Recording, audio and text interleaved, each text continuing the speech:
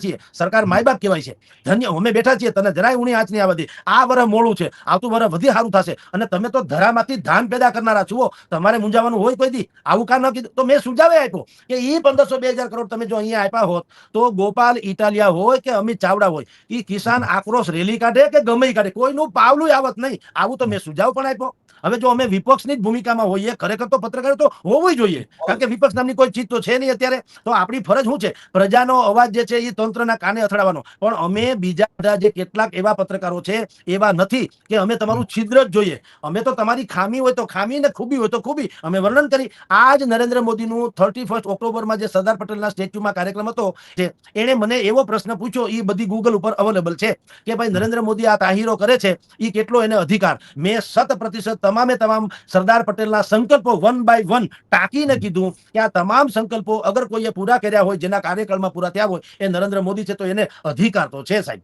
બીજા બધા રાજકીય પક્ષો કરતા સૌથી વધુ અધિકાર નરેન્દ્ર મોદીને છે, કારણ કે એને 370 ની કલમથી માંડી અને મહિલાઓને આરક્ષણથી માંડી અને જેટલા પણ આયામો જે સરદાર વલ્લભભાઈ પટેલે સૂચન કર્યું હતું, સરદાર પટેલ ડેમ સહિતના, એ બધા એને પૂરા કર્યા, તો એને અધિકાર છે ભાઈ. એટલે તમે વિપક્ષોની ટીકા કરે તો વાજિબ નથી. પણ મેં એટલું સાથોસાથે, અને તમે ત્યાં બિલકુલ માલ મલિદા ખાવ છો, તમને શરમ નથી આવતી, સરકાર છો હું છો, તો આ આપણી ટીકા ગેરવ્યાજબી કઈ રીતે હોઈ શકે?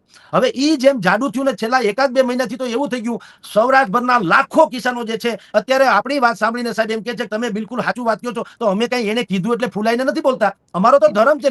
જો અમારે બીજું કઈ કરવું તો મને ગામડેથી નોતરા મળે છે કે તમે આવો કિસાન સભા કરવા, તમારા સન્માને કરવા છે, તમારું ફલાણું કરવું છે. અમે તો ક્યાંય ગયા નથી. અમે એને ચોખ્ખે ચોખ્ખું કીધું કે ભાઈ સાહેબ, અમે એક સામાન્ય પત્રકાર છીએ, અમારો ધર્મ છે કે પ્રજાની વાત જે છે એ તંત્રના કાને મૂકવી, એટલે અમે એટલા પૂરતા સીમિત છીએ. કાલ વાર અમને જો ટેવ પડી જાય ને સન્માન મેળવવાની, પાઘડીઓ પહેરવાની, તહેવારો ઝીલવાની, તો અમે બગડી જાઓ. અમને અમારામાં રહેવા દો, અમારા પૂરતી રહેવા દો. અમે તો ક્યાંય ગયા નથી એવી રીતે કરવા.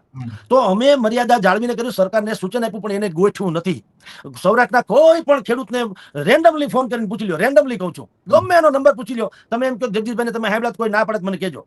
તો આ અમે ઘમંડ તો છે નહીં. મૂળ વાત એ છે કે અમે એની સાચી વાત છે તંત્ર સુધી લાવવાની કોશિશ કરી. એટલે હવે એને દબાવવાનો કોઈ બીજો ઈલાજ તો થયો નહીં. એનાથી જે થતું હતું એ તંત્રએ કરી લીધું હોય છે, એમાં એ નિષ્ફળ ગયા હોય. એટલે એને શું કર્યું, 3 વર્ષ જૂનો કેસ હતો, એને ખંડણીના સ્વરૂપમાં, ઓલો ઉઘરાણીની વાત છે, પૈસામાં વેપારીમાં ઉઘરાણી હોય કે નહીં? અચ્છા, જો અમે જ બધા હરામી છીએ તો મને તમે સમજાવો.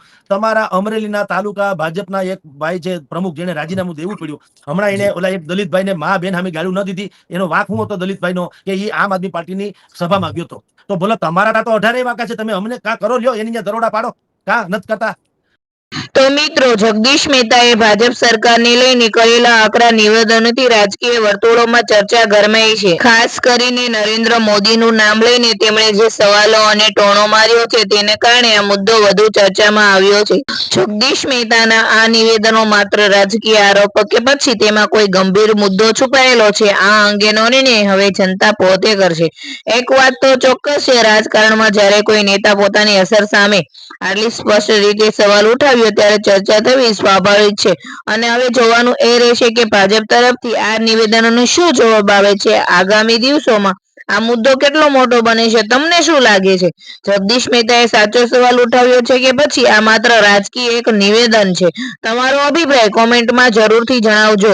આવી જ રસપ્રદ રાજકીય ખબર, નિવેદન અને ચર્ચાઓ માટે અમારી ચેનલને સબસ્ક્રાઇબ કરી અને વિડીયોને તમારા મિત્રો સાથે શેર કરવાનું ભૂલતા નહીં. જય હિન્દ મિત્રો.